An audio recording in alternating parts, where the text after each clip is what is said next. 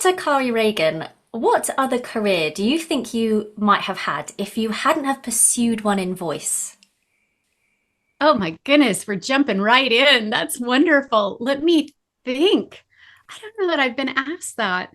I always was into fashion and makeup and all of that. And I used to work at Nordstrom's and for Christian Dior cosmetics. So ironically, I think I probably would have stayed in that vein and, tried to be a store manager of a Nordstrom's or, something like that, ironically. Um, Nice. Yeah, I yeah, like that. Yeah, it would have I think I would have done an okay job. That's what I started working in makeup when I was 15. And then when I got done with college, I just always wanted to move back to Seattle and work at Nordstrom Cosmetics. So that's what I did for a while. Oh, wow. So what actually made you go into the field of voice then? Well, from a young age, I think we can trace through therapy, all of us, right? Why we gravitate toward things. And I think it was probably because it was a place, my singing was a place that I got positive accolades. And so as a young person, you follow that, right? Through elementary school, middle school, high school, singing in the choirs. I was a pianist. My parents were very generous and afforded me both piano and voice lessons. I guess is another alternative to your career question. I also showed quarter horses. I was really into showing horses. So I also could see myself having gone that direction. When I was younger, I wanted to be a veterinarian. My father was a veterinarian who actually went into research, veterinarian. And when I was younger, I thought, oh, I just can't imagine, all the blood and the gore and all of that. So I ruled that out. Yeah. So I think to your question about the singing, I think I just followed where I felt people providing positive affirmation. So have you played with any of the like canine larynxes or anything like that? Have you been quite into? The studies, of course, and when I was doing my cool down, of course, those studies were quite informative. But no, I have never been in a situation where I could have my hands on like some people do. Yeah, I would love to do that actually. Have you had that? I haven't. No, I haven't. No, but I know the canine larynx. My dog has a very loud bark, and so I've always joked to my veterinarian that I'll donate his larynx to science at some point. I love that. You can use it as a threat. Sit down, It's or your true. larynx is going to the clinic. I think I need you in my life though, Corey, because I need you to help me do my makeup properly and to understand how to do like ride horses because horses freak me out. Oh, horses are, I feel like they were my saving grace as our teen years when we're searching and struggling. And my parents always said that saved them a lot of therapy because, I just would go out and ride my horse out in the desert and work through whatever I needed to work through. And so think of them as very cathartic. You just have to Yeah, find the right horse for your first experience. that's true. I don't know if I've told this story on the podcast before, but I was adamant when I was traveling around on a cruise ship contract and we stopped in St. Lucia and they had these beautiful horses that you could take through the water. And I thought, I've ridden a horse before, so I could totally do this well. So I got the biggest beast that they had, just to find out later from my mum that I'd never ridden a horse before, but only the small donkeys on the beach down one British coast. And this horse was not happy to be out. It bit my friend's leg, it went up on its hind legs. I was doing something wrong, but since then, I haven't been on a horse since. I would say you did not do anything wrong. The people running that experience need to pair, riders with the right horse. So someone made a mistake of giving you a barn sour horse, it sounds like. Yeah, well, it's things of nightmares, that's for sure. But I'm so glad that you are in the field of voice, Kari, because we get to have you on the podcast. So thank you so much for joining me today. Thank you, Alexa.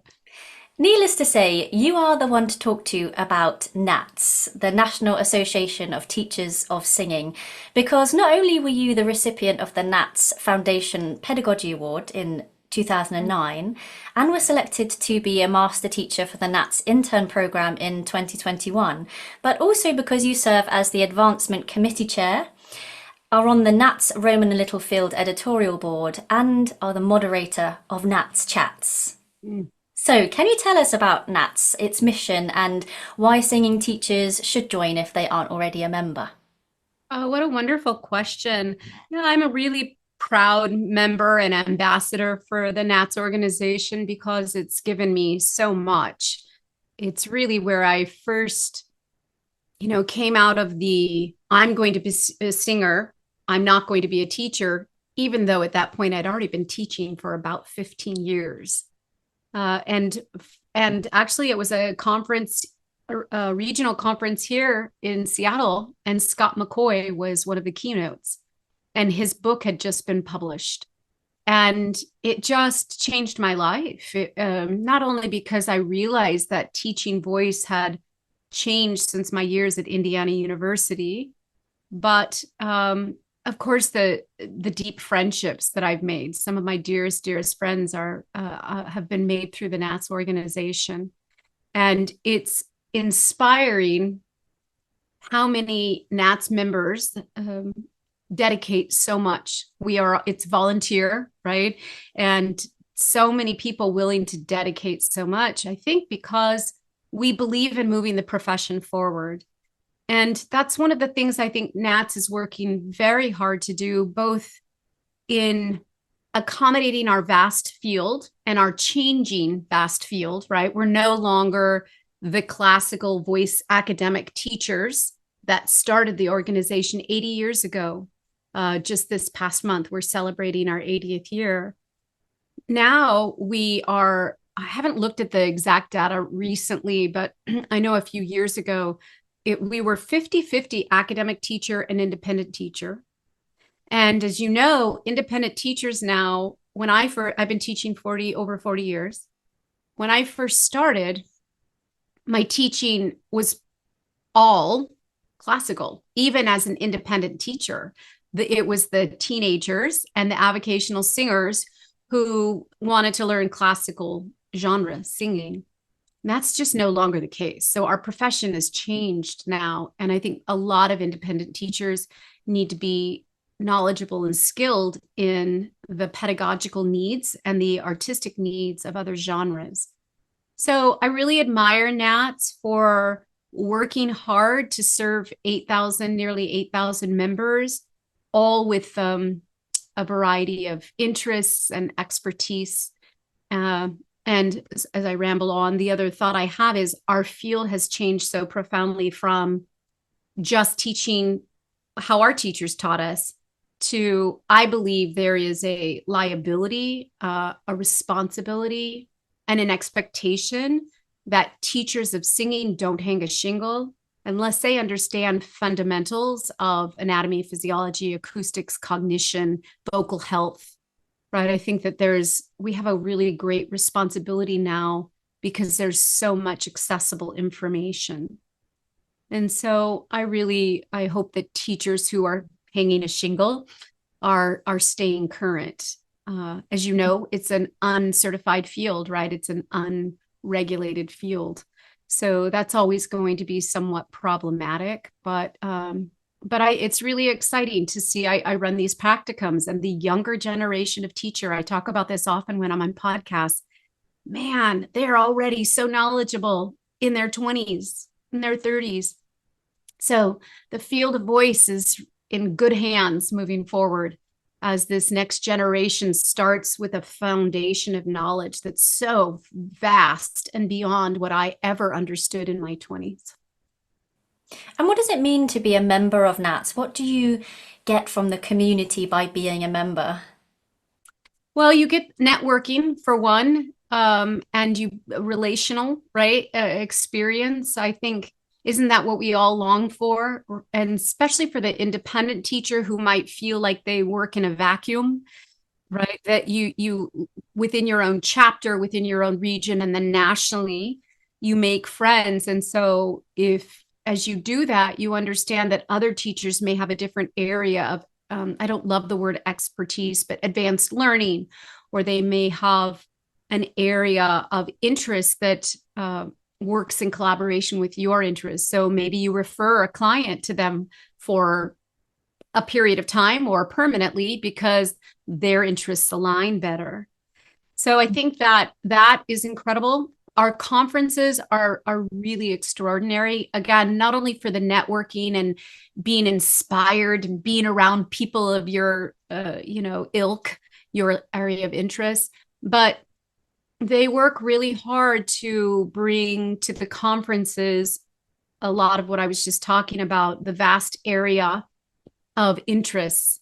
So if people are really interested in vocal health, there will be a keynote and or breakout sessions that will delve into that further. Or if your interest is jazz music or world music or pedagogy or building a business. And so they really try and make sure the conferences address what voice teachers are interested in. Of course, diversity is a huge thing for NATS. We are really working hard at keeping diversity on the forefront. And what is NATS Chat and how can we access it? Yeah, NATS Chat started, I believe Cynthia Vaughn started them, probably 20 years ago now. And then Matt Hoch took over from there. And then I took over. I hope I'm not missing someone. And during my time, my tenure, we moved it into video format. It used to be just typing back in the day, if you can imagine that. So it wasn't that long ago, but we've now been video. And what I do, they're 8 months a year, once a month. And I try and invite people on that, again, a variety of topics from business, how to run your business and information about that. I have laryngologists on, speech language pathologists. We talk about acoustics. I've had people on for psychoacoustics, all sorts of interests that are of interest to me. I always think, what do I want to learn more about? And what do I want to learn from this person who I know has this area of interest? So you can access them. They're all archived on YouTube, the official NATS YouTube channel. And you just have to now it's several years worth. So you kind of have to just scroll through if there's someone that you're of interest in their work, like Kari. I've had Kari Obert on. I mean, the list would go on and on. I couldn't even begin to talk about all the people, but you can just scroll through. And but if it's the YouTube channel, official NATS, I think I'm sorry, I don't know this. I think there's even an official NATS chat channel. Great. We'll pop a link to that in the show notes. Yeah. Yes. And which of the conversations on NATS Chat have you been particularly inspired by during your time as moderator? And what conversations would you like to see featured next in the coming months? Many stand out for all sorts of reasons. Last year, February of 23, I had Dr. Marco Guzman on, and we talked about water bubbles because I utilize as a singing rehabilitation specialist, but also as a voice teacher, water bubbles a lot for cool down. Of course, I did research on cool down as well. So I really am fascinated by really the variety of SOVTs and in particular what we know about it. And so he has done quite a bit of research, as have a few others, on water bubbles specifically. And his presentation was wonderful. I don't often do presentations. It's more of a chat, but he did do a 30-minute presentation. And then we did the question and response afterward. And so I thought that one was particularly good. Others that stand out to me, I did 2 with Lynn Helding and Lynn Maxfield on motor or cognitive science, motor learning, and how we can help our students learn better. Our knowledge isn't enough. How they actually learn is really critical. So those 2 NATS chats a year apart were interesting. And then last year and the year before, I did a series of 2 on the singing voice specialist. And it was with another SVS voice teacher and then 2 SLP, clinical SLP SVSs, Marcy Rosenberg, Leda Scearce, and Peggy Baroody. And what I try and do, Alexa, is I try and have NATS chats that I get questions about from my own studio, and I want to just refer people, right? Instead of taking lesson time to talk about it, I want to be able to say, look, if this is of interest to you, go watch this hour NATS chat on water bubbles if you really want to learn more about the science of it. And it saves me a lot of time, and explanation. I've got one coming up in May with Chris Johnson, and Lynn Maxfield will co-host with me. And we're going to get into the nuts and bolts of what does mix mean. And because it's a conversation I have every week, and I have pretty strong opinions about it. And I want a document that I hope will, with the three of us, what we say will be reinforced by what we understand from a scientific perspective. That's, for me, where everything starts. And then there's the application of that, right? We can't live in science. We have to take things into the studio, which is not so straightforward a lot of times. So I'm really looking forward to that NATS chat as well in May. What does your job entail as the Advancement Committee Chair? And are there any projects that you're currently involved in that you can tell us about? Oh, thank you for that question. I actually just stepped down 2 weeks ago Oh, as the advancement chair after 8 years. When that and now Karen Brunssen, the fabulous Karen Brunssen, past NATS president, is taking over. She's been my co-chair for the last year or so, and she'll be incredible. The advancement committee was first formed. I was the first chair of it. Alan Henderson asked me. He's the NATS executive director. And when we were in a phase of completely overhauling the structure of the organization, I don't know if that's a fair statement, but we were definitely taking a look at the structure of the organization. We hired an outside company to come up with a strategic plan for us. What did we need to reevaluate? Mission statements, all sorts of things, and our fundraising. And so at first, the first few years, it was about advising. As the advancement committee, we were part of the advising team for the strategic plan and making assessments through communication with members of what did they want to see different. And that got put into place. And then really the advancement committee now has become focused on fundraising so that we can continue to bring incredible programs like the one you mentioned, the intern program.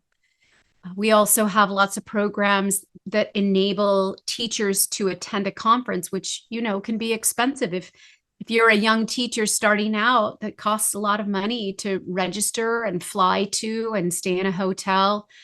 And so we have programs to help with that. So we also just launched a new music theater competition a couple of years ago. And so we had Kelly O'Hara at the final concert in New York in January this year.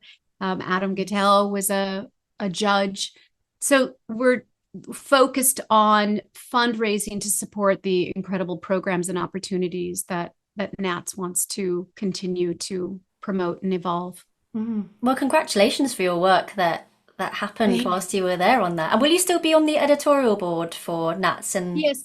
Right now, I have no plans to come off of that, and I think I'll stay on as NATS chat every year. I think, it's probably time for me to step aside and let somebody else get on camera. But people continue to say kind things to me about my NATS chat, so I guess I still have things that I'm interested in. So I'm a little bit of a control freak, and I guess I want to be in control. But I've tried the last few years to bring co-hosts in to help me. Just continue to bring new faces. I think it's important. I'm 60 now. So, it's important to open door, to make sure that we're creating opportunity for the next generation to move us forward. NATS has a project called So You Want to Sing Guides for Performers, of which I believe there are about 20 books in the series right now. Are there any more coming? Oh, 22. Yes, to be honest, I'm not a part of that at all. I just see them promoted and that's it. I'm not involved in that. So I did happen to read recently, though, that there are 22 books in the series. Stuff for us to get our teeth into. I'm just pressing the pause button on the podcast for a very brief moment to invite you to book your free BAST call. If you've been thinking about joining the BAST community through one of our courses, but you just don't know which option is the best for you, then why not book your free Zoom chat with our very own Kimberly George, who has all the answers. Head over to basttraining.com/book-a-call/ and click that big blue button. That's basttraining.com/book-a-call/. Now, where were we? As a teacher, you've described your philosophy as not following a particular method, but one that's based on a systematic approach. And that's the title of your book, isn't it? A Systematic Approach to Voice, the Art of Studio Application. Could you describe what this approach entails? Yes. Yeah, it's the first line, I think, of the book. In chapter 1 is, "This is not a method." I felt, especially in writing the book, that I was standing on the shoulders of decades, if not centuries, of people who had done the work, the research, either as pedagogues, as voice scientists, researchers, or in the medical community. It wasn't my work.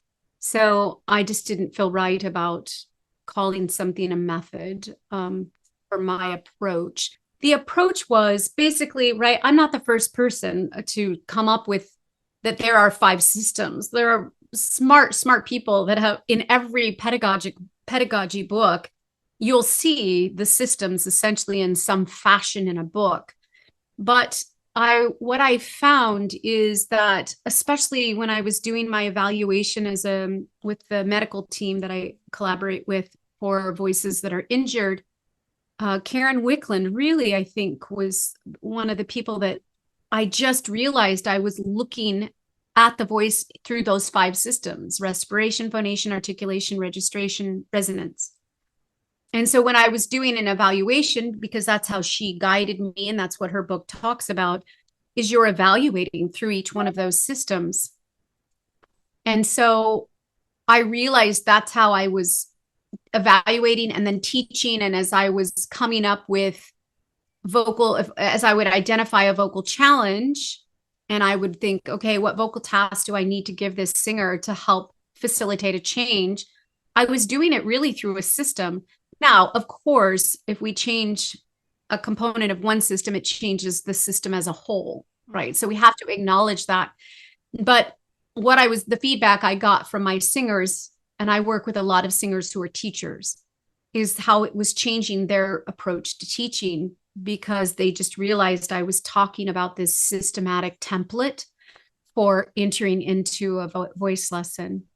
And I think my singers then would go home and practice. And I'm actually quite careful to say, especially with a new client, okay, let's explore the articulation system for a few minutes. This is what I'm seeing or hearing, and I'd like to explore that. Okay, great. I think that you're making progress. Why don't you continue to work on that? Now, I'm also noticing in the respiration system. So let's review the mechanics of the breathing for singing and come up with some specific tasks to coordinate that. And they know, though, that a change in one system changes the others. So it just felt like, I know as a young singer, I would just practice whatever my teacher did that week. And it just felt like kind of magic. And it was useful. But I think I would have enjoyed a clear template of there are 5 systems of the voice, and that I could think about it a little bit more strategically. And you mentioned articulation and respiration. What are the other 3? So respiration, phonation, registration, which kind of go the same. In the field of speech language pathology, they, of course, don't really talk about registration specifically, right? It's a phonation system. But in singing, we talk about registration, right? It's the semantic minefield, as Scott McCoy says. So respiration, phonation, registration, articulation, resonance. Awesome. Mhm. And another project that you're involved with is with Northwest Voice. Can you tell us a little bit about this and the multidisciplinary conference that's taking place really soon, actually, on the 3rd and 4th of May, I believe, and give us a Correct. little taster of what's in store? Oh, I am, it's one of my most proud accomplishments is the founding of that conference, and that it's been sustainable now. It's our ninth year this year. I started it with my dear colleagues, Dr. Al Merati, renowned laryngologist who happens to be here at the University of Washington. My colleague who is now retired, but Martin Nevdahl, who was the president of ASHA, which is our American Speech and Language Association, our Speech Language Pathology Association. And in 2000 and I believe 15, I received an email. I was at the University of Washington voice faculty at that time in the School of Music. And the dean of the School of Music sent something to me about an award, a grant, wanting multidisciplinary approach to anything. Like they just wanted a collaboration between different departments. And because I already worked very, very closely with them, with the injured singers with injured voices, it was just natural. So I sent them this email and said, okay, well, I think we need to apply for this grant, don't you? And I'm not suggesting I apply for it alone. Who's going to help me? And so Marty jumped right in with me and Dr. Marati as well. And we wrote this proposal and won a $15,000 grant that started the Northwest Voice, the Art and Science of the Performing Voice Conference, which you can just look up northwestvoice.org. And that's what started it. Our first year, we had Ingo Titze as one of our keynotes, Lynn Helding as one of our keynotes, and Michaela Gorevich, who was at the time singing at the Met and all over the world. And since then, we essentially bring a keynote from each discipline. So one MD, one SLP, and one voice teacher. This year, we are having Dr. Stephen Sims from Chicago. We'll have Marcy Rosenberg, of course, very renowned speech language pathologist, singing voice specialist, will be our SLP keynote. And then John Henney will be our voice teacher. And it's 2 days where one of the things that I've held strong and fast about with our conference is we all stay in the same room for the full 2 days. You're not running around to different breakout rooms. There's nothing wrong with that, but it's exhausting going to conferences and you feel like you miss so much because you have to pick between sessions and you're interested in 2 or 3 that are happening at once. So our conference, we stay in one room the entire time. So everything that's presented has to be relevant across fields. So our doctors aren't going to go off. They're going to inform us through science and medicine, but they're going to make sure that it's relatable to the singer, even the singer who maybe is barely started studying voice, right? They want to make it relevant. And so same, the singing teachers have to speak in a way that it's based on science. It's science informed. We're not just making up ideas and imagery and methods, right? Not that imagery can't be incredibly useful in voice lessons, but for this conference, it has to be based in some kind of science informed background. And then, but the focus, I have to say, is application. We don't go, if people want to go sciencey medical, there are conferences for that. Fall Voice Conference, Voice Foundation, right? There are these medical conferences that go much deeper into that. But so we have little snippets of that, but I really try and keep it very application forward. How do we take this information into the voice studio or into the clinic? Because that's where my interest lies now, is how do we take this incredible wealth of knowledge of the last quite a few decades now, and how do we pull it in an applicable way in the studio? And when do we, not that we throw the science out, but as you know, sometimes it's just magic, right? Sometimes we can facilitate a change through imagery or, all sorts of things, that just doing something physical, and all of a sudden the body reorganizes itself and the magic happens, and we start to coordinate our singing in a more efficient manner. So it's not like everything out of our mouth has to be, science informed, but I think it comes from that background. So the conference that's it. It's a 2-day conference in Seattle every year. And yeah, it should be, looking forward to it again this year. And is it in person or can we join online? Unfortunately, we are only in person. During COVID, we had 500 registered actually during COVID, and we did an online one. But I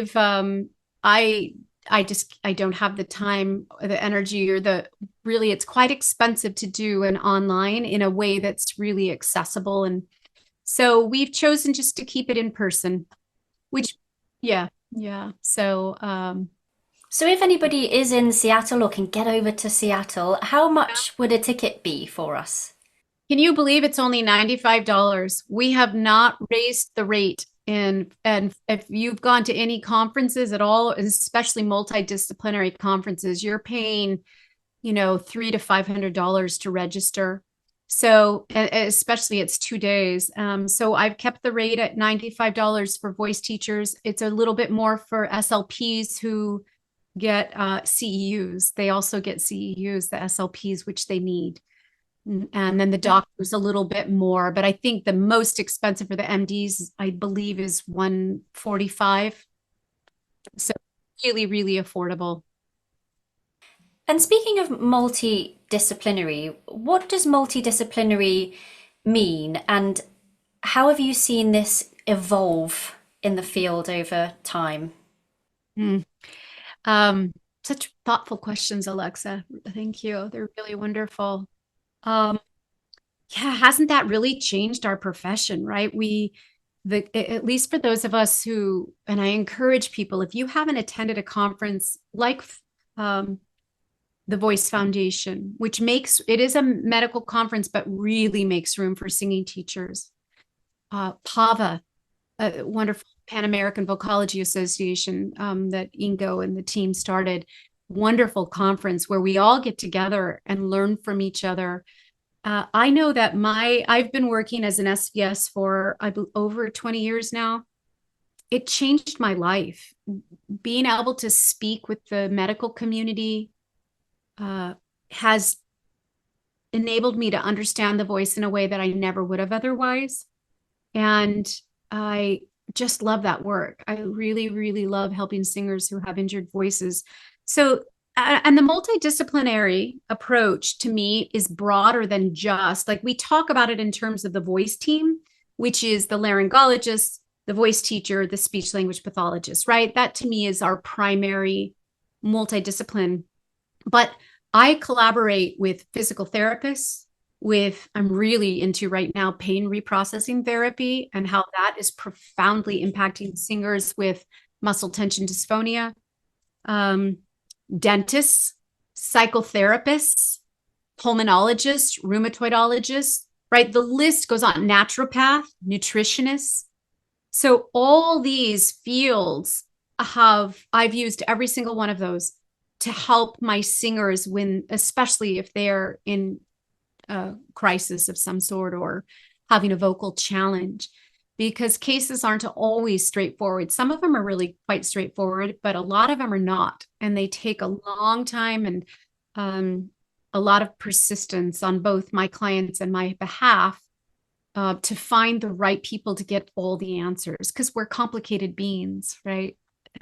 As humans and as singers. So I think the multidisciplinary approach helps us to understand that we don't have all the answers. Not only we voice teachers, but as a single solitary person.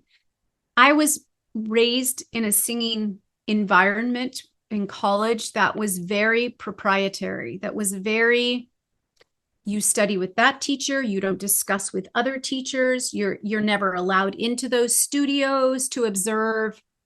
That teacher has all the right answers. That teacher is wrong. It really just makes my stomach hurt still all these years later as I say that to you.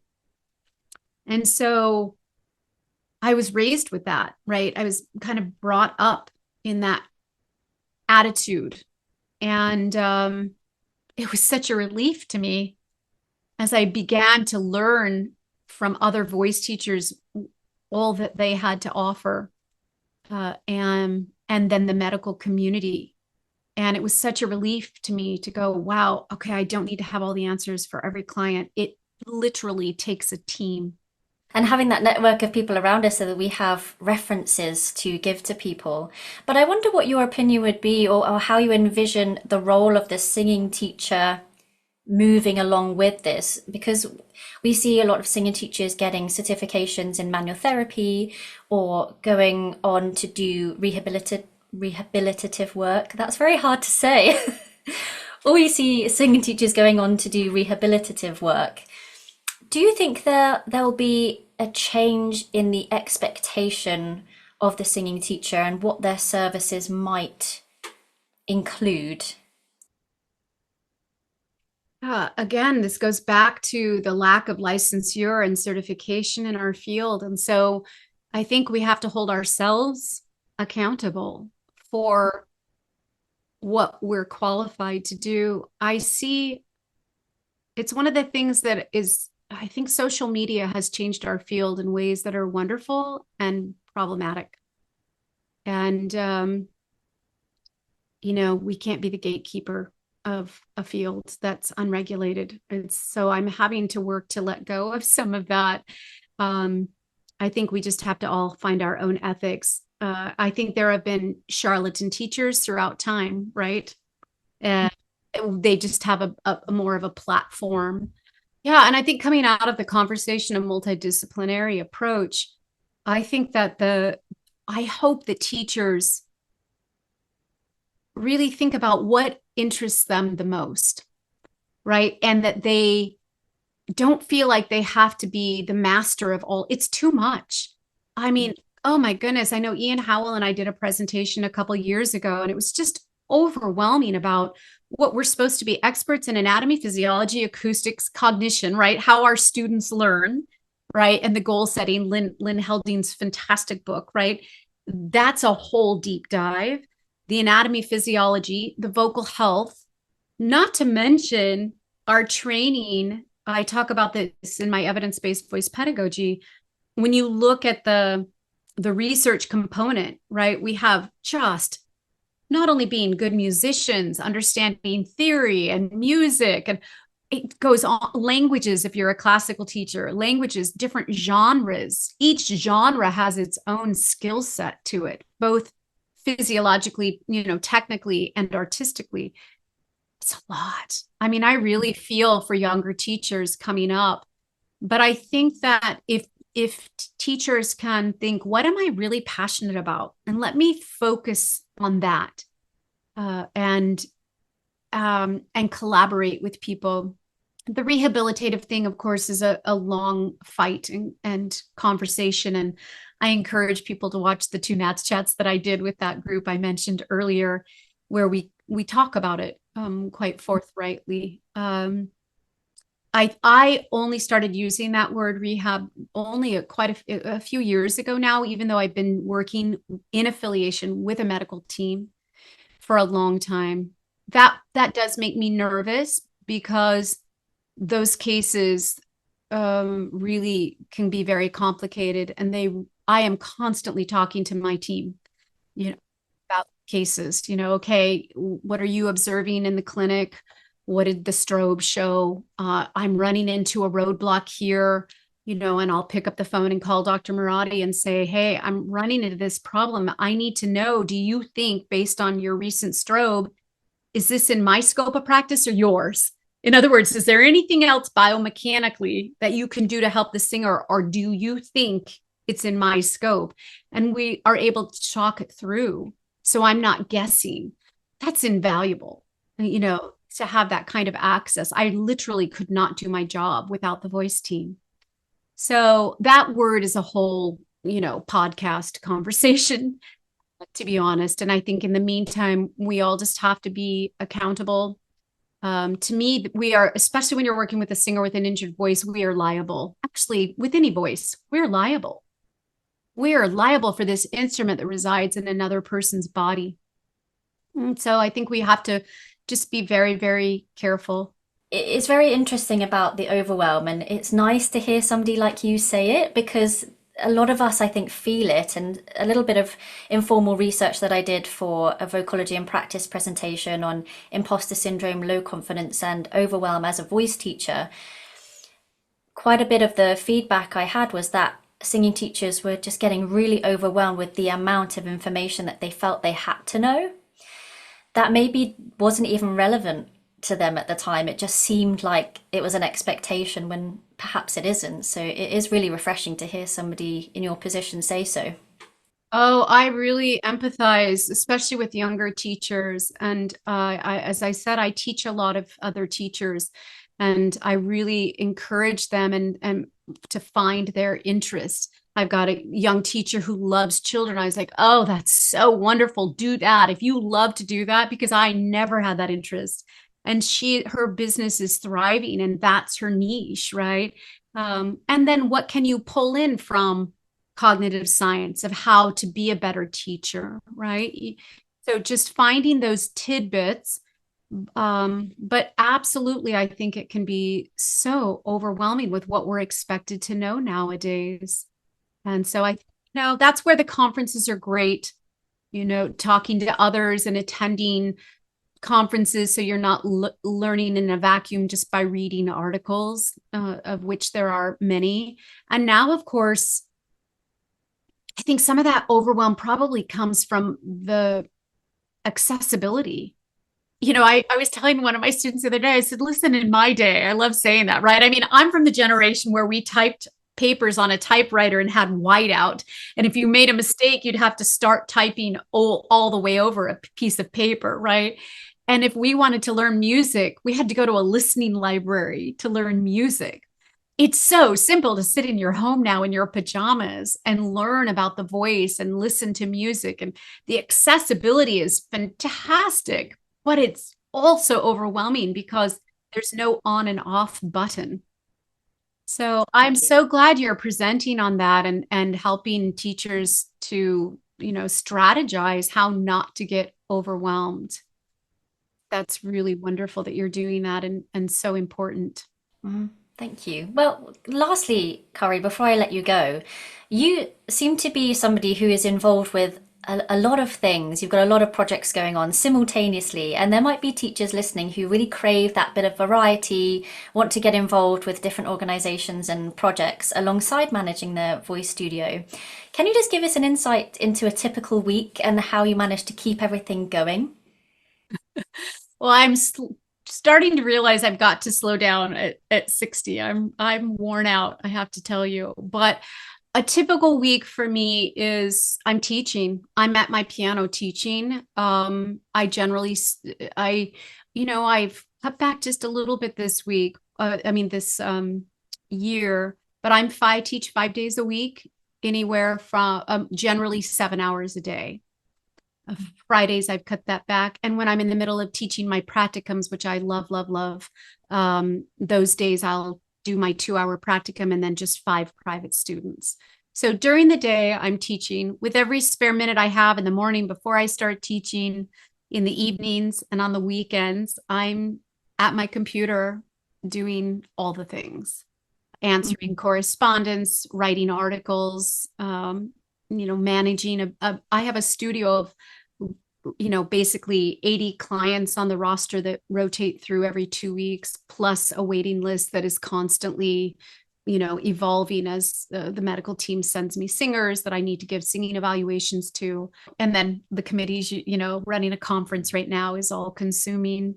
So yeah, it's, I'd like to find a little bit more balance as I'm getting older now. But I do have some projects I'm really excited about it. I just am struggling finding the time. I'm going to be building these learning modules that will live on my website for when singers have a vocal challenge and they want to know a little bit more about what that means and how to begin to repair something.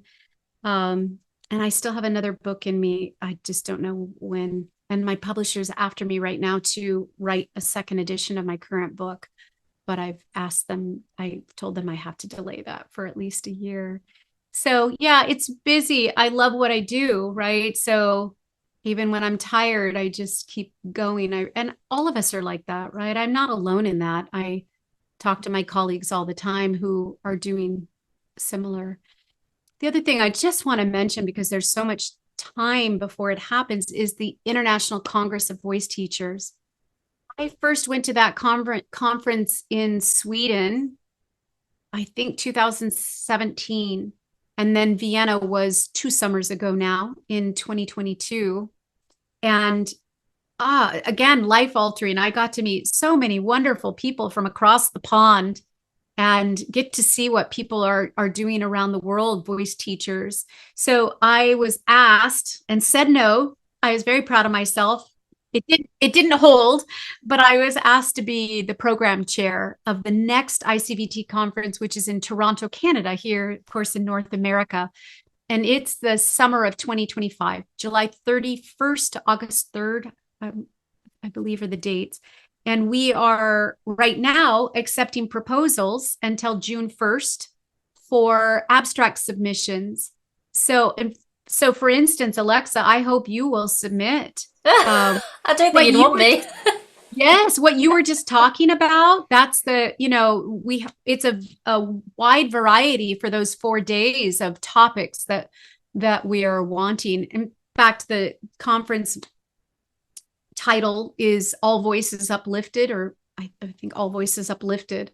So exactly what you were just talking about. How do we uplift ourselves and not feel like we're overwhelmed or acting out of an imposter syndrome, right? But we're also we're looking for things around, the AI, ways that we're using AI from serving our trans community, non-binary community, to voice pedagogy, to a variety of topics in different genres. People can submit lecture recitals and introduce us to music, right? So we're really open to all sorts of ideas, anything that's of interest to our field, which, as we've discussed today, is vast. Mm. So if any of our listeners are interested in submitting something, where can they submit that to? Yes, they can go to, I sent a link to you as well. So on the NATS website, you can go to nats.org and just type in ICVT, and you'll find a link to more information about the call for abstracts. And there is a Facebook page dedicated to it. Anybody is welcome to join my Facebook Voice Studio of Dr. Kari Ragan page, and I am posting on there links to the various things. And the NATS website, there's a NATS members, but there's also another National Association of Teachers of Singing Facebook page, and Instagram pages. So it's out there, but the quickest link would be nats.org. And then in the search engine, just type in ICVT, International Congress of Voice Teachers. So I hope to get lots of wonderful proposals on a variety of topics. So it's a wonderful conference. I hope you'll consider submitting and coming as well. Yeah, amazing. Well, Dr. Kari Ragan, thank you so much for giving us some of your time today. I really appreciate it. My pleasure. Thank you for the thoughtful questions, Alexa. Really wonderful.